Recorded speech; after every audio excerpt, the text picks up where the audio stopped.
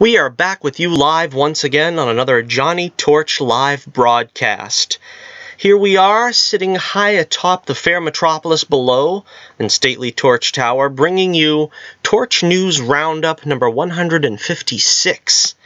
Oh yes, and this is Torch News this is Johnny Torch Live number 178. Wow. So, we are back here with you once again. First of all, I want to say to everyone a very happy Halloween. This is probably our last broadcast before the Halloween holiday. So everybody be safe out there. Make sure you trick-or-treat safely. Check all your candy. There are a lot of weirdos around. At least that's what they say. Of course, we want to admonish you to hit that like, share, and subscribe. And I'm a little out of breath. I just came back from a walk, and I just immediately started the show. I probably should have waited till I cooled down for a couple of seconds here, because I kind of feel out of breath. But I know I've left you all in breathless anticipation this afternoon. It is a little bit late for our show. Usually it's a little bit earlier in the afternoon than this. It's about 6:22 Eastern Standard Time. And we have a pretty short broadcast, I guess, today. There wasn't a whole lot of news. I didn't really know what to put together for the show. There's a couple of things that were going on last week that we're going to touch on as well. Let's see. First off, let's take a look at the poll of the week question, because that wraps up. I wanted to put that one to bed and give you guys the score on how that all shook out. Alright, let's see. You can go to my Twitter page, if you check the link in the description below, and read along with me. Alright, last week's question was, who do you think will come out best, meaning most screen time, best storyline, etc., in the CW Crisis on Infinite Earths crossover miniseries? Will it be the Smallville cast, the 90s Flash cast, Ralph as Kingdom Come Superman, or the Batman actors, Burt Ward, Kevin Conroy, Birds of Prey cast? And as it turns out, in fourth place, the Flash 90s cast got 6% of the vote. Yeah, that kind of disappoints me, but I'm pretty sure that that's going to be the case. They're probably not going to get a whole lot of screen time. In third place, with 19% of the vote, the bad actors, Burt Ward, Kevin Conroy, etc. In second place, now this was a highly contested battle. It went back and forth several times. Very exciting. 88 votes overall we received, which is pretty good. I was hoping to get a little more than that. So in second place, with 35% of the vote, Brandon Routh's Superman. 35% of the voters thought that Brandon Routh would get the choice screen time and role, but 40% went with the Smallville cast, thinking that Tom Welling, Erica Durance, and whoever else they get. I don't think Justin Hartley has been confirmed, although a lot of people are hoping to see him show up again. A lot of people think the Smallville cast is going to get the choice role. Michael Rosenbaum, as far as I know, he confirmed he's not going to be in the crossover. Very interesting indeed. H2O is the beverage of choice today, if you are interested. So yeah, make sure you check out the link in the description below for my Twitter page. You can check out all the shenanigans that I get up to there. I don't have a poll up for this week yet anyway, but check out the page periodically, and sometimes I'll come up with something that is just too good not to post. Also, check out the link in the description below, and check out The Adventures of Bullets, Bourbon, Private Eye, the single greatest comic book series known to mankind in the history of mankind. And I am not overselling it with that description. What can I say about the series that I haven't said already? Check out all the videos that we've done so far, and but it's really exciting, and we're just building upon the foundation now at this point. This is the most exciting part of the saga where we're building on it now. The issues that we just finished are collected in a graphic novel form. It's called When the Night Comes. That's the story arc, and it's about the teaming up of Pencil Neck and Carrot Top, Bullets Bourbon's two most dangerous villains, in a plot to take over the country and, yes, the world. So check that out in the link in the description below. You can find the Bullets Bourbon adventures on Indie Planet. That's where we are selling them. We're hoping to get, take the place by storm come next year. We're going to try to get our books into the shop a little more, help out our local comic shops. But for now, check out the link in the description below, and you can find your copy at Indie Planet. I have just finished proofreading Bullets Bourbon, the remaster, the #2 remaster. So this is collecting issues 2 and 3 together into one long story, the way it was originally intended to be written. I've got some more work to do on the afterword and the coming attractions page, so it's not completely done, but the proofreading is done. So probably within a week, I would say it's going to be off to the editor, and it will be in his hands, and hopefully it will be in your hands within the next month, hopefully in time for Christmas. But until then, check out the When the Night Comes graphic novel. If you have any comic, independent comics projects that you're working on, let me know. Let me know in a, in the comments below, in a Twitter post, a DM maybe. Let me know, and I'll check it out and give you a little bit of press. Hopefully you can do the same if you have a YouTube channel, or even just retweeting some of my posts on Twitter that have to do with Bullets Bourbon would be very helpful, and we could help each other out in that manner. That's the way it goes. That's the way it should be anyway. Because I don't back a lot of projects like Indiegogos and stuff, because, yeah, I've said this 1,000 times, but I can't afford to buy comics and make comics at the same time. The concepts seem to be mutually exclusive, right? I don't have that much money. But if you do back me, and, I'm thinking about putting the second remaster on Indiegogo. I haven't really committed to it yet or not, but I don't know. To be honest with you, I don't really like the model of the Indiegogo and the Kickstarter stuff. I don't know. It just doesn't make sense to me. Why would you pay me for a product sight unseen? I mean, that's good for somebody that has, a history, a name, so to speak. For the independent, struggling cartoonist, as I call myself, it's not really the most, it's not the greatest prospect to expect people to get on board and start backing something that isn't even done, But in my case, the book is 90%, well, 99% done. So that's the reason why I wait until it's basically, almost practically printed before I'll put up an Indiegogo. But again, I don't really get that kind of support. So if you want me to back one of your projects, if we can be mutually beneficial to one another, just let me know, and I'll take a look at your project. Of course, it can't be, R-rated. We're looking for sort of that PG-rated thing. I don't want to promote anything that's too graphic, so bear that in mind. Let's see, we've got a couple of new, before we actually get to the show proper, we do a lot of house cleaning here, don't we? Housekeeping.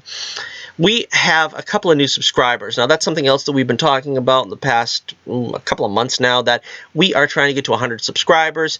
We are now at 99 subscribers, so I'm very excited. If one of you fair listeners out there haven't hit that subscribe button yet, hit that subscribe button, and we will throw you a party. We will literally... we do this to pretty much all our subs that, a lot of times the subs don't register on notifications or in emails, but when they do, I will try very diligently to give you a shout out and to promote your channel somewhat if I can. So be that 100th sub, and I will probably next week, because I don't think I'll be able to follow it here, give you the proper congratulations and shout out on the show. The 2 new subs we got this week that brought us up to 99, we have Jacob Leone. I hope I'm pronouncing your name right. And he does some game streams, which are very good. I was watching one of them the other day, and he has subbed, so be sure to check out his channel. Excuse me. Let's see. I'll spell it for you so you can check it out. Jacob Leone, Jacobloehne. So check out his channel and leave him a comment. Let him know that Johnny Torch has sent you. Our other sub that we just got is Padme Hauntings. And she has an interesting channel, which is, I think, about sort of the ghostly sort of apparitions type channel that falls after that kind of stuff. So if you're interested in that, be sure to check her channel out, and I will, you know, as I said, leave a comment and let her know that I sent you. And for whoever will be that 100th sub, we will also give you just as much publicity and credit. So check out her channel, Padme Hauntings. Don't think I'll have to spell it. I think you can figure that out. And let them know that I, myself, sent you. Alright. With all that out of the way, I got the chat room open. If anybody has any questions or comments during the show, let us begin. I think I've got everything all taken care of here for us to begin the show in earnest. Let's begin with the Star Wars trailer. That seems to be the subject that everyone is going to. The trailer dropped, let's see, Monday, during Monday Night Football. And everybody and their brother was doing a video about it. And I was like, there really isn't anything for me to talk about with this trailer. I don't really know how I'm going to get a show out of this trailer. I did the usual thing. I took a bunch of screen grabs. But there is nothing to really talk about that's new. There is like 1 or 2 things that maybe generate, you know, some curiosity. There is nothing here that we didn't already know. Now, there is some confirmation of the script leak that happened a couple of weeks ago. So we can point out some things that, yeah, looks like is going to happen the way they predicted. But story-wise, we don't learn anything here that we didn't already know. Alright, so I watched the trailer before the show started so that I could refresh my mind about it, because it really wasn't a trailer that I needed to watch more than twice on Monday. I watched it, watched it again, and then kind of moved on with the rest of the week. I'm sure a lot of people, though, are scrutinizing it and trying to find out every little last detail. Like this picture, for instance, which got my attention. We could see Lando. I see 3PO there. Oh, I see 3PO. That's pretty cool. Not intentional, but cool. Looks like a relative of Admiral Akbar, since we know, unfortunately, that he passed on. But not too many characters here that we can sort of glean any kind of importance to this scene.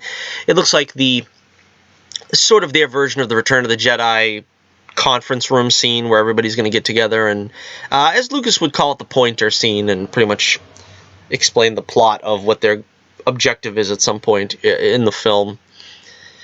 Alright, and the trailer starts, I believe, with John Boyega's voice. There she is! Rose Tico is back! This is only the second image we have of her, and I'm not sure why they're sort of... They've tried to keep her in the background in this, you know, in the publicity department here. I'm not sure why, because it was set up in Last Jedi that she was sort of going to have the romantic, have the love interest story with Finn. Are they backing away on that now after sort of going whole hog in on that one? I don't understand.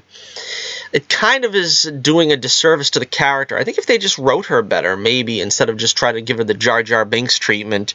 It looks like they're trying to give her the Jar Jar treatment, doesn't it? It looks like they're telling her, you know, I don't wish to hold you up. Get back to work, and we'll take it from here. So, yeah, I kind of feel bad for Kelly Marie Tran. It looks like they kind of try to give her a better hairdo there. I mean, it's still not the most flattering look, but a little bit better. Instead of wearing a potato sack, now she looks like she's wearing a flour sack. I don't know. I didn't hate this character as much as a lot of people did, but obviously, you know, they could have done a lot better for the character with some better writing. I don't know. So as I said, the story started. Oh, I love this image. I keep skipping from what I'm supposed to be talking about. I love this image. If there was anything I liked about the trailer, it was some of the imagery. I liked this. It looks like some kind of ice glacier, sort of reminiscent of Cloud City. Now I'm thinking this might be Cloud City.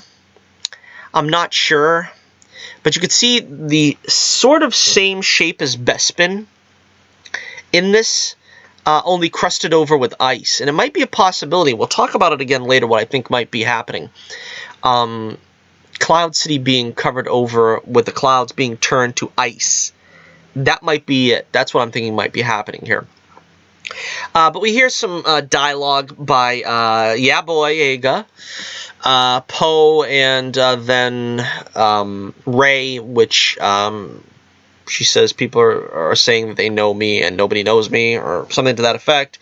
And we got Kylo Ren saying he does know her, and that's going to drive the Reylo shippers insane. But I don't know. Do I even care? Not really. As I titled this episode, the suffering is almost over. Soon we can just watch Rise of Skywalker and let it just pass into an unpleasant memory. Honestly, I'm hoping for a decent movie. I mean, honestly, I think The Force Awakens was decent. It wasn't good, don't get me wrong, but it felt like a Star Wars movie, and it felt like you could have kind of gotten into it, and you kind of hoped that it was going to get better from there. Of course, it only got worse with The Last Jedi, but I have a feeling that this one, it could get at least to the level of The Force Awakens. And of course, if you hate The Force Awakens, that's not a good sign, but it might be on par with that. That's about the best I can expect. Alright, next we have the throne that is allegedly going to belong to the Emperor. I guess we don't really know that for a fact. From this image, it looks more like... Isn't this what Snoke was sitting on back in The Force Awakens? Or was that was the hologram Snoke, right? And he was sitting there in the Starkiller base. Is that it? So I don't know. This is probably not the same throne that was used there, I guess. I don't know. Let's see. This is the second image I loved. I love seeing this. This was a great image. We see the Falcon, and it looks like a lot of ships sort of reminiscent of Return of the Jedi, but I think there are a few different ones, which is nice. We saw the Rebel Blockade Runner, which was, you know, nice, but you want to see some new ships. We want to see that stuff progressed in the 30 years since Star Wars, and looks like they got a new radar dish on the Falcon, a round one again, to evoke some of the past there. It looks like some of those Mon Calamari ships looks like they're in there. But anyhow, I love this look, the look of this ship, the Falcon bobbing in. It's like, that's one of the great images in science fiction, you know, in spaceships and in ship warfare, seeing the Millennium Falcon, you know, dropping out of hyperspace. It's like the Enterprise. It's like, I never get tired of seeing the Enterprise going to warp, you know, in the Star Trek movies, in the classic movies. It's the same thing with the Falcon. It looks like, you know, she's ready to go to hyperspace. All right, let's see. All right, this is the crew. This is the new crew we have, and this is apparently they're getting ready for this desert expedition or whatever that's going to be on that sort of rocky planet there, I think. I don't have the image here, but then we see the space horses again. Hooray, they brought the space horses back. So cool. Yeah, we don't learn anything really here.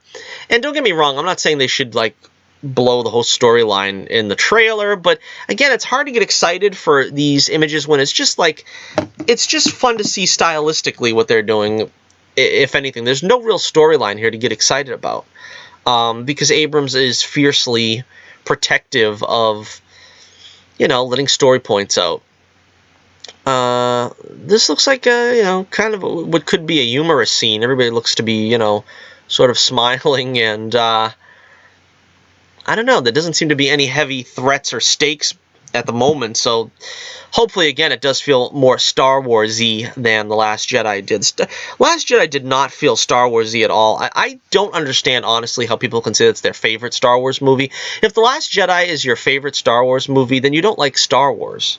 I think I'm going to go out on a limb and say that, but honestly, I think that's the case. I think it's a lot of people that don't like Star Wars, and they found something in The Last Jedi that they could, you know, gravitate to because, in fact, they don't like Star Wars, and it is a very sort of anti-Star Wars film. I don't know. That's just the way I feel about it. All right, let's see the next image here. All right, then we got the, again, stuff we've already seen. Kylo Ren and Rey fighting on what is allegedly the remains of the third Death Star. I don't know really if that's the case, but in this this sort of tidal wave planet, this is, I guess, going to be the big lightsaber epic battle in the film. I'm not sure, you know, what the climax of the film will be. Maybe there'll be another one, but this seems to be the one they're giving away. So at least this battle is, you know, being touted as being the epic. All right, let's get to the highlight of the trailer. This is the one that broke everybody's heart, where it looks like this little, I don't know, this little impish alien is working on 3PO's brain, such as it is, and he has the line, I'm just taking one last look at my friends. And of course, that broke everybody's heart, including mine, because, you know, I don't really feel that C-3PO has gotten a lot of respect, particularly in the sequel trilogy, but I think in the prequel trilogy, he got his moment to shine in Attack of the Clones. That's one of the things that I liked about Attack of the Clones, is that as a C-3PO fan, I can identify with C-3PO probably is what it is. But as a C-3PO fan, he didn't get a whole lot of stuff to do in the other films post-original trilogy. Looks like they're going to give him a good role here. And I just don't want him to be the sacrificial victim. I don't want to see C-3PO die. I do think it's a 50-50 prospect. I think there's pros and cons about killing off C-3PO. Of course, he's a robot, he's a droid, so to say killing him off, you know, that, you know, it's sort of like R2-D2 getting blasted in A New Hope. I mean, you can do all that. Look at 3PO, he's being taken apart almost every movie in Empire Strikes Back, quite literally. So chances are, I don't think that when he says, I'm taking one last look at my friends, that means that he's being deactivated permanently. I think from what we've seen from behind-the-scenes stuff, I don't think it's a spoiler to say that with the red eyes and with him holding Chewbacca's bowcaster, I think he is going to be sort of reprogrammed somewhat for duty, you know, for action or something. But, again, here's the 50-50 proposition for you. On the one hand, Abrams might be going for the, you know, sort of the bookend. Phantom Menace began with 3PO's construction and his creation. Do you finish the saga with C-3PO being deactivated for the last time? We see young Anakin going into his room and activating 3PO for the first time. Well, it's the first time for us. I mean, it could have been the 300th time as far as Anakin's concerned, but it's the first time for us. Could he be deactivated after all these years in Rise of Skywalker? I think it's possible. Abrams might do that, and it might be sort of a poetic bookend. Like I said, though, the Star Wars sequel trilogy has been killing off my childhood one character at a time. I would like to think that C-3PO and R2-D2 are exempt of that because they are droids. But again, this could be another one of those Harrison Ford type things that maybe Anthony Daniels requested this so that nobody else would play C-3PO. Of course, that doesn't quite always hold. I mean, you know, if going forward in the years to come, I'm sure they'll do a C-3PO spin-off of sorts that will have him in you know. But this might be sort of just the actors, you know, exit stage left, and you know, maybe Anthony Daniels wants to go out saying, you know, this is the last time you're going to see C-3PO played by Anthony Daniels, and to take some kind of you know, put some pathos on it, and sort of strike an emotional chord. That could be it. Of course, on the other hand, like I said, I think it's just, there's a good chance it's just him being deactivated for the time being so that they could use his, I guess, his body for whatever the purpose they need, and then maybe reactivate him eventually. That's probably what it'll be if I was a betting man. But because for another reason, you have to remember, if Abrams is as secretive as he is, would he want to betray this, what would be allegedly a huge emotional moment in the movie? Would he want to betray that in the trailer? That's another reason why I think there's a good chance, if I was a betting man, that probably 3PO won't be deactivated permanently. Because why give that away in a trailer? Alright, so and this is the same scene. We see a lot of we see them wearing these interesting flak jackets. I thought that was pretty cool. It kind of also harkens back to Return of the Jedi, where they're wearing the sort of the camo, you know, the ponchos. This is a little more akin to Harrison Ford's duster jacket, though. And we see Alexa Bliss. What's her name? Zori Bliss or something like that. Apparently she is going to be a good guy. They kind of blew that, you know, with this as well with this image. But I think once the action figures and stuff come out, that's kind of like when they you know, they blow who the characters are and what their purpose is in the show to begin with. So that could be it too, that they're getting a jump on that. We got BB-8 there, and his little friend, I don't know his name, but I guess that they're the Zori Bliss, whatever, supposed to be a bounty hunter that's friends with Poe, which I guess maybe there'll be a romantic relationship there. Heaven forbid, perish forbid, there's a romantic relationship between anyone, unless it's Poe and Finn. But that might be interesting. You know, give Poe a little something to do. Yeah, he's basically carried the water for everybody in these movies, but he hasn't really had his own great scene. And I think he's arguably the best character of the new characters. I mean, I like all of them to an extent, and they're all annoying to an extent. But I think Poe is probably the best. That's what I think. And yeah, this is yeah, we see C-3PO here, possibly for the last time. And there's R2-D2, finally. This is what I was worried about. I kept saying to myself, you know, they haven't had these two together in the sequel trilogy much at all. They're just together for like a split second at the end of Force Awakens. And they really aren't together for the rest of the Last Jedi. But it looks like they will share at least one moment of screen time together here. Again, they really botched this duo for the sequel trilogy.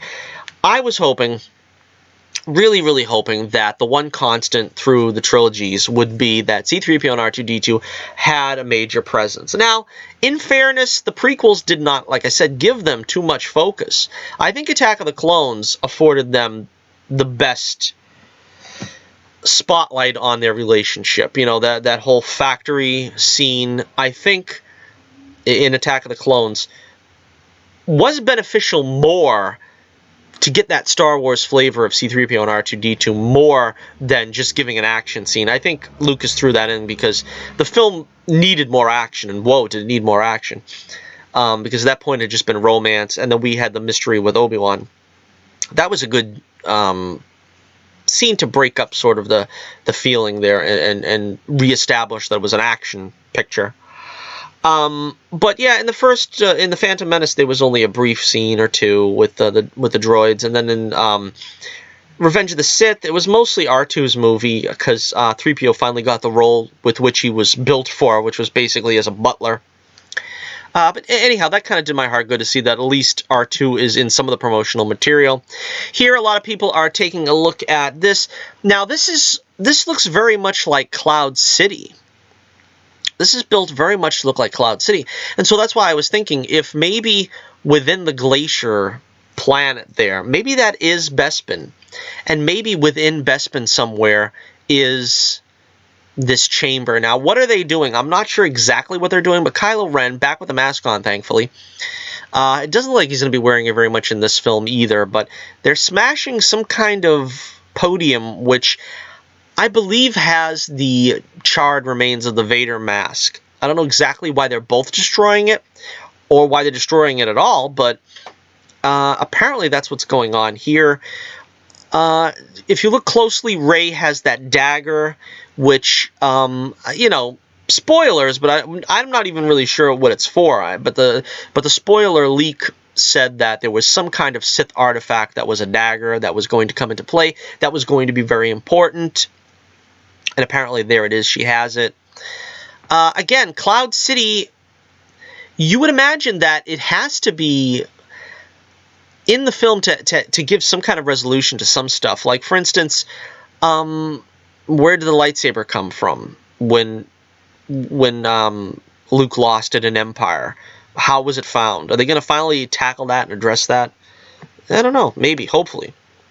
All right, and this is the other interesting moment where we see Rey before what appears to be the Emperor. Some people, we heard the laugh, the famous laugh from Ian McDiarmid, and it looks very much like it would be the Emperor in that scene. But again, I don't know. I mean, I suppose it's not a spoiler to say that it seems obvious that Palpatine is coming back in the flesh, and so if this is indeed the Emperor, then yes, he's being shown here returning in the flesh.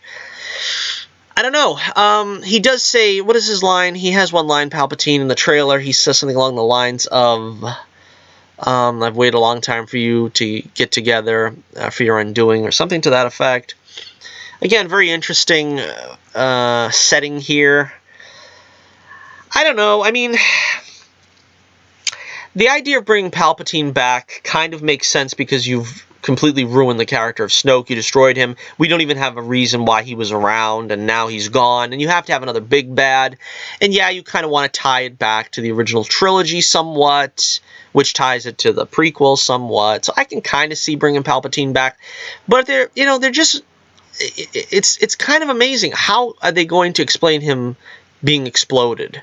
It has to be, they have to do one of those kind of Star Trek Wrath of Khan tricks where he put his essence into another body, a clone body. It's kind of a cop-out, but I guess that's what they're going to do. And then you have the fact now that instead of Vader making the supreme sacrifice and saving his son and adding, restoring balance to the Force, now we're going to have Rey take on Palpatine and beat him single-handedly because she's so good at the Force. I don't know. Some things, you should just leave alone, and maybe this Star Wars maybe was one of them. All right, so let's take a look here at the final. We got, the line from Mark Hamill. And he says the Force will be with you, and Carrie Fisher intones always. So we have both of them there, and presumably, again, I don't know, this is speculation, don't go to the bank with this, but presumably they'll both be Force ghosts at this point, and she's probably looking at them, and I guess this is probably her, you know, her rah-rah moment that now she's a full-fledged Jedi, and not only did she start off as a full-fledged Jedi, but pretty much a Jedi Master. I don't know. Well, I got another image here, even though this is being taken out of order, but yeah, that's the ruins of the throne room, and Rey is there, lightsaber in hand, while Kylo Ren comes in, and it looks like there's no one on the throne, which means this is possibly after Palpatine's defeated, the sun is out and everything, or this is possibly before they run into Palpatine. I don't know. But if you think you have any ideas, let me know in the comments below. Again, I don't know what to tell you. I think the Star Wars saga is screwed, quite honestly. I think they should have had a game plan. They should have gone in with Lucas's game plan. I don't know to what extent they borrowed elements of his script. I think supposedly Luke was supposed to pass on his lightsaber, so to speak, to a girl, and I think her name was going to be Kira, which for some reason they used as Han Solo's old girlfriend, and end up making, of course, this protege Rey. But apart from that, you know, Lucas wanted to do a story about the Wills, which was the sort of symbiote race, I guess, that learned how to manipulate the midi-chlorians. Again, I at the time when they said Disney was going to go another way, I was kind of like, well, maybe they'll come up with something better. I mean, that doesn't really sound like a... honestly, doesn't sound like grade A material that I'd be interested in seeing, but at the same time, Lucas is the master of Star Wars. He owns it, he created it, he knows it better than anyone else. So I would rather have Star Wars fail under the authorship of George Lucas than have it fail, and fail miserably it has, under the eye of Disney. So that's it for the final trailer for Star Wars Episode 9, Rise of Skywalker. And as I said, let me know what you think in the comments below. I don't know what to think about it. It's kind of disappointing thinking that this is the end. And this is kind of like all we've got to look forward to. Oh, also, I've got it in my notes here that apparently the film Rise of Skywalker will be 2 hours and 35 minutes. I guess that is probably also with screen credits, which means it'll probably be about, I don't know, what is usually about 7 or 8 minutes worth of credits.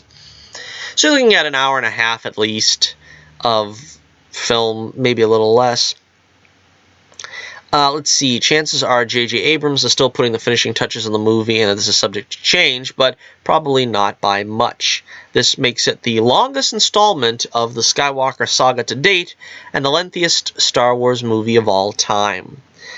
So, you know, I'm all for it. I mean, Last Jedi, I think, was pretty long. Maybe it felt that way, but it seemed like a long film, and, you know, I'm all for a long film if you give all the characters justice. You know, you do right by them all.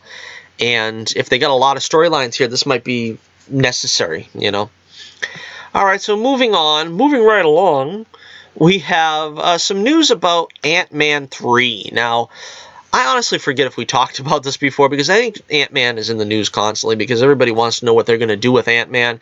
The property was originally not on the docket for Phase 4, and Kevin Feige was like, we really don't know what to do with Ant-Man and the Wasp. We probably will use them to some capacity in the future, but nothing solid right now. Then a couple of weeks later, we heard, well, they're thinking of doing a Disney Plus series, you know, probably a 6-8 episode series, dealing with Ant-Man and the Wasp and so forth. Now we're getting some word that that is not going to happen. There is not going to be a Disney Plus series, but there is going to be an Ant-Man 3, a legitimate Ant-Man 3 movie. Let's see, going to the copy, it says, there have been rumblings about the third Ant-Man movie over the past week or so, and during a recent edition of Murphy's Law podcast, Murphy's Law tweeted the following: Marvel Studios has made the decision to move ahead with the third Ant-Man film. About 2 weeks ago, I was told it was expected to film summer of 2021. Yesterday, I found the hard evidence I was looking for. Pym Particles Productions 3 LLC was formed a little over a month ago. Charles Murphy claimed that the threequel could end up introducing the Young Avengers. Nothing more than that was said, but this makes sense for a lot of reasons, especially since Cassie Lang is now older and surely ready to take on the mantle of stature. Wiccan and Speed are expected to appear in WandaVision. That's the Disney Plus series about Scarlet Witch. And with Ms. Marvel also on the way, the groundwork is seemingly being laid for this team of heroes to enter the MCU in a big way. This is now, however, just a rumor, so we'll have to wait and see. Alright, so this is very exciting anyway, if this is in fact true, because I really love Paul Rudd as Ant-Man, and of course Evangeline Lilly as the Wasp. I think there's a lot more to do with these characters, there's a lot more to say. A lot of people say, well, the Ant-Man movies aren't big box office gross, you know what I mean? They don't gross a lot, but they've made over $1 billion together, both films. There's that. And you got a great cast as well. I'm sure you've got Michael Douglas and Michelle Pfeiffer going to be involved in some way. And I'm sure the plan was always to mature Cassie to a point where now she can become a hero and adopt the hero guise. I'm not crazy about Young Avengers, really, so if this is just sort of their way of backdoor piloting Young Avengers, I'll be disappointed. But, you know, it's a fun concept and fun characters, and I really want to see an Ant-Man 3. I really hope that they do something special with it. Is it going to be called Ant-Man 3? Is it going to be called Ant-Man and the Wasp 2? Or is it going to be called something else entirely? It probably will be. It'll probably be like Ant-Man, the Wasp, and something else. I don't know. Alright, so let me know what you think about Ant-Man 3, the possibilities, and if you are indeed excited about it as I am. Alright, back to the CW. And we've got our first confirmation of the Black Canaries Birds of Prey series. That is not going to be called Birds of Prey. We have a new name for it. Let's see.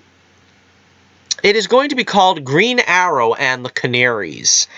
I'm not sure I like the sound of that, to be totally honest with you. I pretty much figured that Mia was going to take over the mantle of Green Arrow. I don't like mantle passing. I think I've said this many times in the past. I would prefer it if she were her own character. In Young Justice, there was a character named Artemis that was, that was not what they've made Mia to be here, but that might have been a way to go, because she looked basically like a female Green Arrow. But whatever. And then we have the Canaries, which, again, it sounds like the Canaries, it just doesn't really sound that exciting, because Birds of Prey sort of gives a more, I don't know how to say this without it sounding really dumb, but I mean, I don't want to come out and say the Canaries sounds dumb, but I mean, it's like you've got this, I don't know, 18-year-old girl, I don't know how old Catherine McNamara is in real life, but she's like really young looking, and then you've got like two grown women being sort of her backup vocalists. You know what I mean? That's what it kind of looks like, Green Arrow and the Canaries. And I just would like try to rebrand this to be something a little more palatable. Like I said, I guess they can't use Birds of Prey, particularly with the movie coming out. But maybe even if it was just called the Black Canaries, it probably would have been better. I mean, heck, we couldn't even get Arrow to be renamed Arrow as a series. Now we've got Green Arrow and the Canaries, and Green Arrow isn't even in it. This is Mia This is Mia Smoke. I still don't know why she's called Mia Smoke. They're legally married, right? Felicity and Oliver. Why is her last name Smoke? I still don't get that. I guess maybe it had something to do with her growing up without Oliver, and she just took that name? I don't know. I must have missed something. Alright, let's take a look at the copy here. Let me see.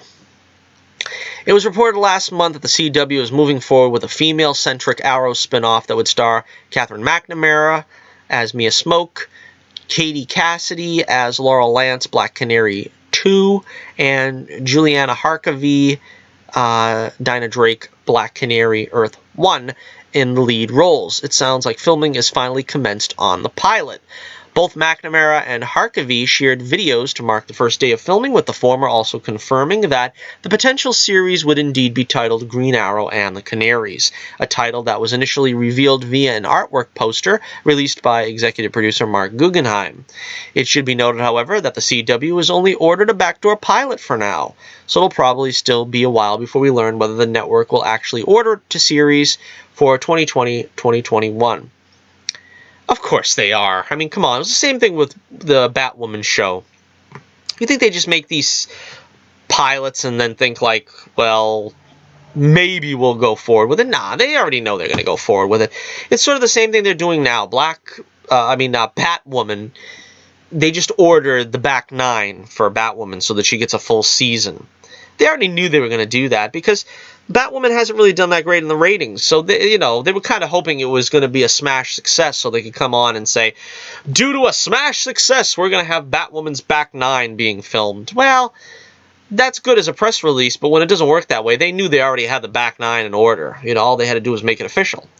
So that's the same thing here, really. I think they want to sort of hype up that it's going to be a pilot before they try to say, yeah, we're going to sell you this as a series. I'm looking forward to it. I actually like the idea. It's the names that I think it sounds kind of lame, but I think I love all these actresses. I mean, I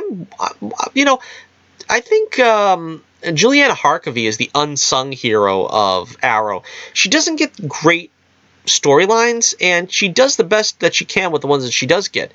Catherine McNamara is just great. She's wonderful. And I'm glad Katie Cassidy is still with this series. I mean, I've said in the past that I think Katie Lotz should have been our Black Canary. But that's to take absolutely nothing away from Katie Cassidy. She's just done a fantastic job with this character, with these characters. And she's managed to handle every curveball they've thrown at her. She hasn't had... she hasn't had an easy time, I suppose, if you want to talk about a linear dealing with her character. I mean, she's gone from being, sort of the girl next door to an alcoholic to a fledgling hero to a villain to a fledgling hero to an outright hero. She basically has done a myriad of characters, and I think she should be appreciated for, what she has, in fact, brought to the show and shows, I suppose. Let's see. With filming now underway on the pilot, which will seemingly be the 9th episode of Arrow Season 8 and penultimate episode of the series overall, it seems as though filming on the 5-part Crisis on Infinite Earths crossover may be soon coming to a close as actors and crew return to their respective productions. Yeah, also heard that... Brandon Routh has just finished wrapping on Legends of Tomorrow. Again, sad to see him go as well, but, there's always a wealth of possibilities in the CW universe. I don't think anybody has ever really gone for long, and, they've even assembled a pretty good reunion for a lot of these characters from Arrow to be brought back to Arrow for the final season. I'm still behind on it, though. I think I'm like an episode behind, but... They've really done a good job so far from what I've seen this season on pretty much all the shows. I haven't seen Black Lightning yet.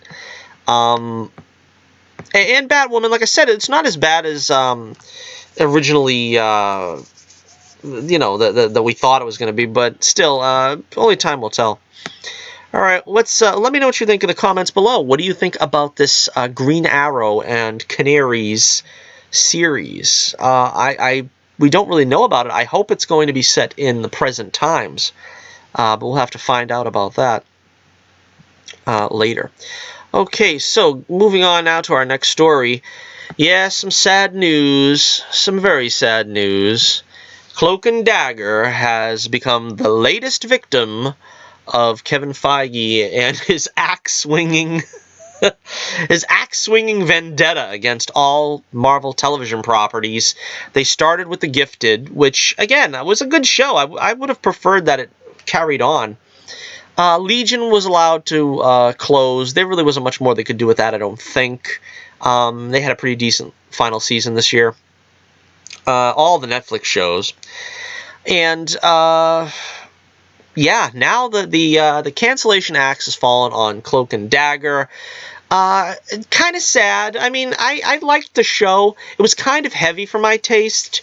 I mean, we're dealing with,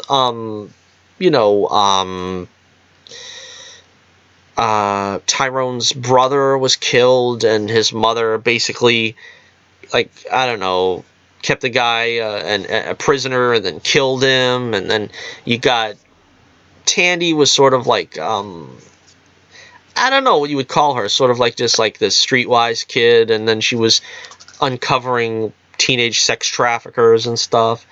It was like heavy stuff, you know what I mean? This is like stuff that I didn't really expect to get into with a superhero TV show, you know what I mean? I kind of just wanted them to, fight the crooked corporations. That was kind of like another storyline. Fight the power, try to free the oppressed, try to keep kids from getting on dope. That was kind of like the stuff they did in the 80s with Cloak and Dagger. So I expected it to be something like that.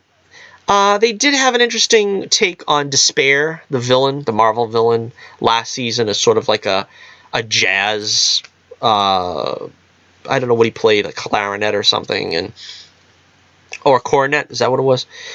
So that was kind of interesting, but yeah, again, sadly, the canceller's axe falls on Cloak and Dagger after but 2 seasons.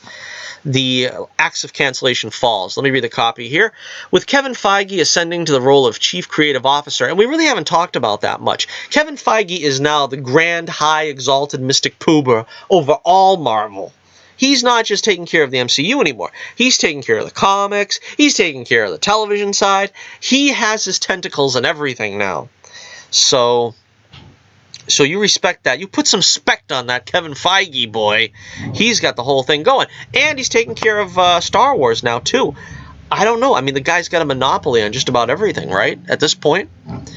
All right. So Kevin Feige is Chief Creative Officer in Marvel and Marvel Studios, assuming all responsibilities for all film, television, animation, and publishing projects. Now, in a way, I would think, we're going to I guess we should talk about this. I haven't really talked about this yet. So I guess let's hit the pause button here on Cloak and Dagger. Let's talk about this. Is this a good idea? Should he be running all this stuff? I would say yes. 2 years ago, when he was running the show at Marvel and everything looked hunky-dory, of course now with his plans for the MCU, it don't look like a very promising landscape ahead of us. But something needs to be done in publishing because the Marvel comics have been abhorrent. You know what I mean? They're horrible. So if he could do something to bring Marvel back to some degree, at least, of respectability, he will have all my gratitude in the world. But again, part of his clean slate also meant pulling the plug on Agents of S.H.I.E.L.D., which was very disappointing to me as well. Although I think, I don't know, I think there was a lot more life to be had in Agents of S.H.I.E.L.D., but I do think they honestly were kind of figuring that they were running down because they had the sort of the summer slot, the summertime slot for the most recent season, which is a great season, by the way. Check it out if you haven't. I don't know if these shows are on DVD. I know the first few seasons of Agents of S.H.I.E.L.D. are, but I never see it in stores. I was just in the store yesterday. I think Legends, last season of Legends just came out. Let's see. Where was I? Let's see. It appears that all non-MCU content will indeed be phased out over the coming months, with the latest casualty being Marvel's Cloak and Dagger. Deadline learned that Freeform has decided to cancel the fan favorite series. Well, Did Freeform decide that, or did Kevin Feige and Disney decide that? The series starred Aubrey Joseph, Tyrone Johnson, and Olivia Holt as Tandy Bowen, Dagger as the titular hero after 2 seasons. In their official statement, the network said, "We are so proud of Marvel's Cloak and Dagger and the trailblazing stories the series told. We are also grateful to our incredible talent, Olivia Holt and Aubrey Joseph, for bringing these beloved characters to life, and showrunner Joe Polkowski for his vision. We'd like to thank our partners at Marvel Television for a wonderful 2 seasons, and we are hopeful that we can find another project together." Cloak and Dagger now joins a number of non-MCU properties that were canceled within the past calendar year. ABC announced the end of Agents of S.H.I.E.L.D. after 7 seasons. The Disney-owned Fox axed The Gifted after 2 seasons. And both New Warriors and Ghost Rider never made it out of development. Then, of course, most infamously, Netflix killed all of the Marvel shows, including Daredevil, Jessica Jones, Luke Cage, Iron Fist, and The Punisher, shortly after the debut of their respective new seasons. While the pair will no longer have their own series, both Holt and Joseph are set to guest star in an episode of Marvel's Runaways, which premieres December 13th on Hulu, so fans don't have to say goodbye just yet. So yeah, I really liked... This is another one of those situations where I liked the actors more than the show. So I would really hope that they bring back Olivia and Aubrey for another take on the characters if they want to reboot using the same characters. I mean, using the same actors. That might be something I would like to see. You know, sort of the soft reboot. That's kind of what they called it back in the day, right? The soft reboot. Just take the same actors and kind of say, well, the past kind of happened, but it doesn't really matter anymore. That's kind of what I would like to see. But, yeah, let me know. Does this really hurt? Do you really want to see more Cloak and Dagger? I think they got better last season from the first season, but again, it's sad because Cloak and Dagger is sort of like, you know, a niche property. It's a little bit tough to get, you know what I mean? I don't know where on Kevin Feige's radar now will be Cloak and Dagger. You know what I mean? When are they going to ever pick this up again? But here's hoping that, you know, these 2 crazy kids get another chance and grace our TVs again someday as Cloak and Dagger. Alrighty, sticking with that theme, let's talk a little bit about Hawkeye, the Hawkeye series. This is a little bit of a difficult thing because I don't trade in the gossip. I don't get into the, you know, I don't do the TMZ stuff. So for a little bit of setting the table, of course, we have to talk about the Jeremy Renner situation. Again, I don't have it in front of me, so I'm just trying to go by memory. I think his ex-wife is alleging that he threatened her or something. Like I said, I didn't really read it too much. I just know that Twitter went crazy and they want to cancel Jeremy Renner now because of the word of his ex-wife. You know, because ex-wives' words are so reliable. He apparently, I don't know, put a gun in his mouth or something, fired a gun in the air or something like that, threatened to kill himself, threatened to kill her. I don't know. Some kind of crazy shenanigans was going on with Jeremy Renner. Let's just put it that way.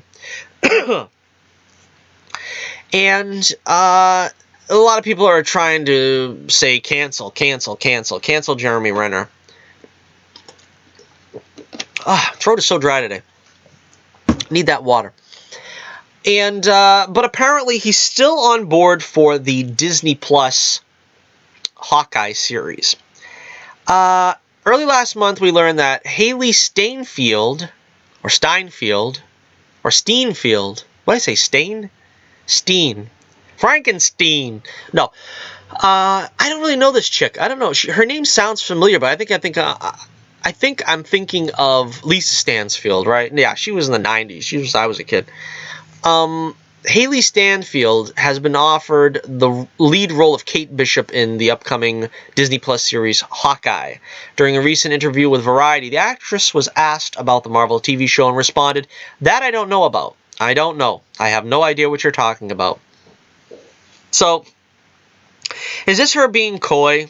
Is this her playing cute, that she really knows what's going on, but she don't want to say if she's going to play Kate Bishop? I don't know. Now, obviously, they're saying that's the reason why that Jeremy Renner was getting this show to begin with, because they're going to put him out to pasture, let him stay home with his kids, you know, Clint Barton stay home with his kids, and he's going to hand the Hawkeye mantle over to Kate Bishop, and, you know, pretty much in the same way they're doing it over in Green Arrow. The trade has reached out to inside sources and reports that the Bumblebee star still has the offer to appear in the series, and that no other actresses have been approached to play the hero. Oh, she was the chicken Bumblebee. You see, I didn't see that. I'm not really into the Transformers stuff, but people said that was a good Transformer movie, so I should check that one out. I saw the first 3, and then after that, I kind of just noped out. One possible issue is that she has a non-compete clause in her contract with Apple TV to star in new drama Dickinson. However, given her A-list status, sources believe that she and her team should be able to find a way around that. It's said that Hawkeye would more than likely shoot in 2020, and that could clash with when Season 2 of the Apple series goes into production. Jonathan Aglia is attached as writer and executive producer on Hawkeye, and it's believed that this would be the start of a much larger commitment for Stanfield with Marvel Studios. Alright, I'm not too familiar with her, but yeah, I don't know. I don't really feel anything for this Kate Bishop character, so I really don't know. You know, this is not really something I'm excited about. I mean, I was kind of excited to see Jeremy Renner back as Hawkeye. I don't know, man. Alright, let me know what you think, though. That's the most important thing. What do you think? What do you think? Let me know in the comments below. And our final story, this is the one that's got me the most excited. That Obi-Wan TV series, yes, the Obi-Wan TV series is a go. It's official now. They're going to put it on Disney Plus. 6 hours, 6 glorious hours of Ewan McGregor donning the famous tunic once again. And possibly we'll finally see that confrontation with Owen Lars I've been waiting for. That was the one thing that disappointed me. Well, I wouldn't say that was the one thing that disappointed me. Several things disappointed me about Attack of the Clones. But I was disappointed that we didn't really get to flesh out Owen and Beru.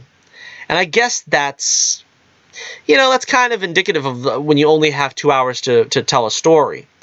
And I think to an extent also the same thing with Bail Organa. I was kind of hoping they'd flesh him out some more.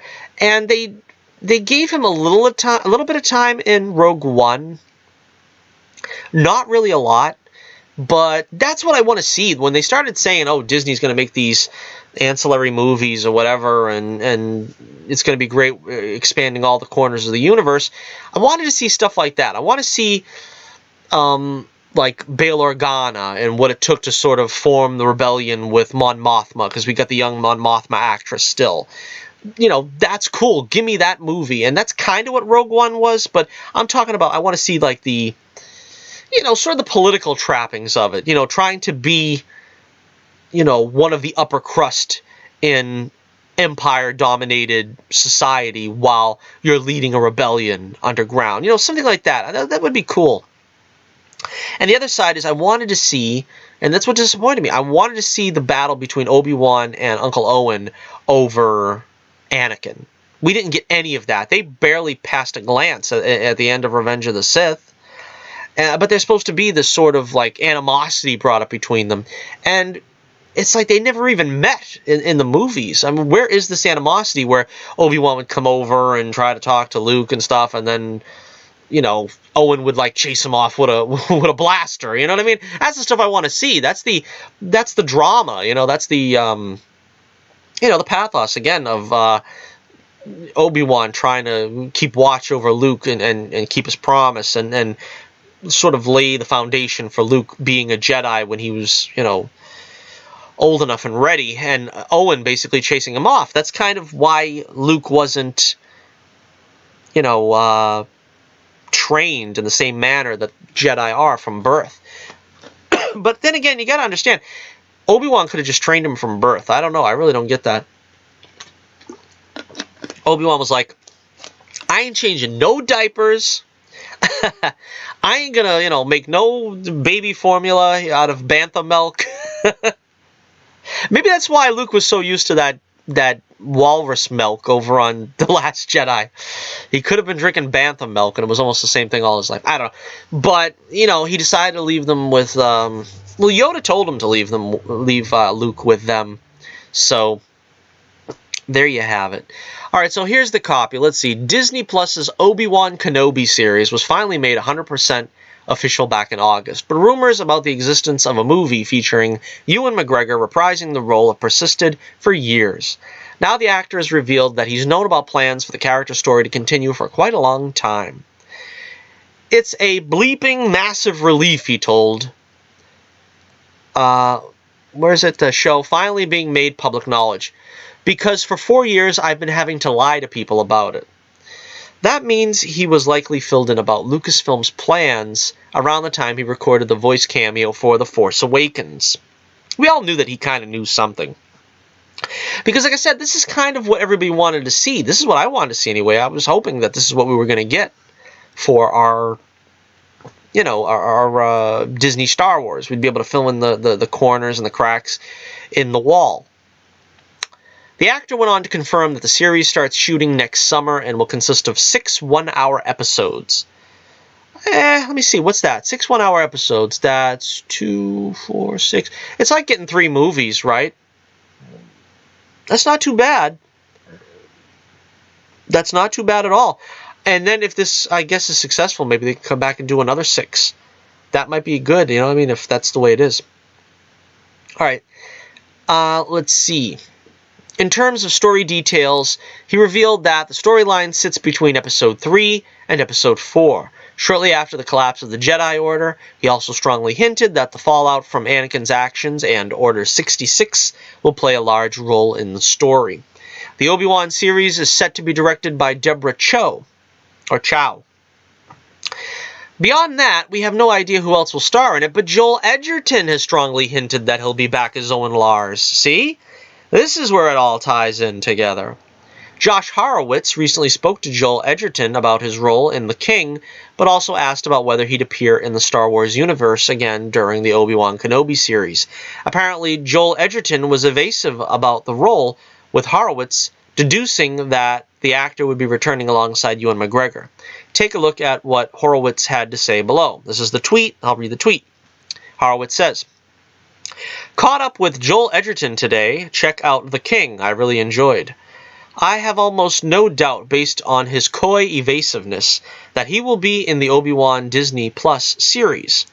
I've seen many an actor playfully evade. I'm placing a big bet that Owen will be back." So, at least according to this guy, Josh Horowitz, it's going to be that confrontation that I always wanted to see between Ewan McGregor as Obi-Wan and Joel Edgerton as Uncle Owen Lars. And it would be cool if they bring back Beru. I mean, I would imagine they don't need to recast her. I don't think that actress, Bonnie Precise, something like that. I don't know. I mean, she's not that old. I don't think she retired from acting. I could check that up, I imagine. But yeah, I mean, that would be great. That would be what I really want to see. And of course, they'd have to cast a young Luke. I mean, we're talking about a really young Luke, though, like maybe 7 years old or something, you know, something like that. That's what I want to see. And again, with Disney in charge, I don't know. I don't know if I should fear this. But this is the only Star Wars project I'm really looking forward to now. I mean, I'm going to give The Mandalorian a look probably in the future. It's very interesting. I never finished watching the Netflix shows, and I didn't want to pay Netflix to check out the last season of Daredevil, which is what I really wanted. But now they're offering me another free preview, and they're offering it to me next month, during the month that Disney Plus comes out. And that is like some darn shrewd marketing, because now I can probably use that to check out the third season of Daredevil instead of checking out The Mandalorian, which I was originally, expecting to do. But, I don't know. The Mandalorian isn't, like, must-see for me. I don't know. I mean, it's like we're so desperate for good Star Wars that I want to see it just so I can see some good Star Wars, but I don't know, man. I don't know if I would be that excited about it. Speaking of The Mandalorian, yours truly is going to be Boba Fett this year for Halloween. Yeah, Halloween coming up. Brought that full circle. Halloween, we started the show talking about that. Now we're going to close the show talking about that. But before we do, let me know what you think about the Obi-Wan Kenobi series. Are you excited about it? Finally getting on track. The possibility that we get back Joel Edgerton, who did a great job, of course. Great actor in his own right. Did a great job with the small role of Owen. Finally getting to stretch his creative limbs with that one. And, really dry. You know, I have to say, I think my allergies have been really bad the last two or 3 weeks, and I think you can tell by listening to the videos. I was listening last week. My nose is like so stuffed, and it's the same today. So again, apologies if that is somehow detracting from the experience, and also the dryness, basically the dryness of that kind of, you know, pollen in the air and stuff. Ragweed, I think, is supposed to be kind of a problem now. It's the fall. It's like the last gasp of sort of that stuff before everything frosts over. So, once again, happy Halloween to you, one and all. I don't know. I don't know if we'll be doing another show. I'll probably try to take some pictures of myself in my Boba Fett costume. It looks pretty neat. And I'll see if maybe I can get them up on Twitter. And make sure you hit that like, share, and subscribe. Make sure everyone knows that we are I'm putting a bounty out for another subscriber, and we get that 100 subs by the end of the year. It can be done, and we can do it. And again, you know, share the video if you're enjoying it. Make sure that everyone knows. Make sure you like, even dislike. You know, people say that if you like or dislike doesn't make any difference. It shows interaction with with the video. So if it helps my channel to have dislikes, and you dislike the show, dislike it. That's fine.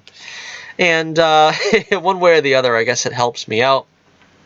Check out the link in the description below for my Twitter page. Also, for the Adventures of Bullets Bourbon Private Eye, we are going to be working on the remaster of the first issue. Oh, man, these remasters are killing me. But again, as I always say, I want to make sure that these books are done properly. I want the remasters out before I go on any further with the, you know, with the ongoing adventures, the ongoing issues. So we're gonna take a look at that first issue, redo it from scratch. Not from scratch, drawing it. The drawings and the story is, you know, gonna stay the same, but we gotta completely recolor it, re-letter it. It's a one-man operation. So when I say we, I'm using the plural of royalty. But, yeah, wow, look at this. We've gone way over time at this point. But thank you for joining me, if you have. If you made it all the way through the whole show, God love you. Send me a comment down below on the links. In the comments. Check the links in the description below. Thank you for joining us on the only way to spend your Saturday here with us on the Johnny Torch Live broadcast and Torch News Roundup number 155. No, 156. Okay.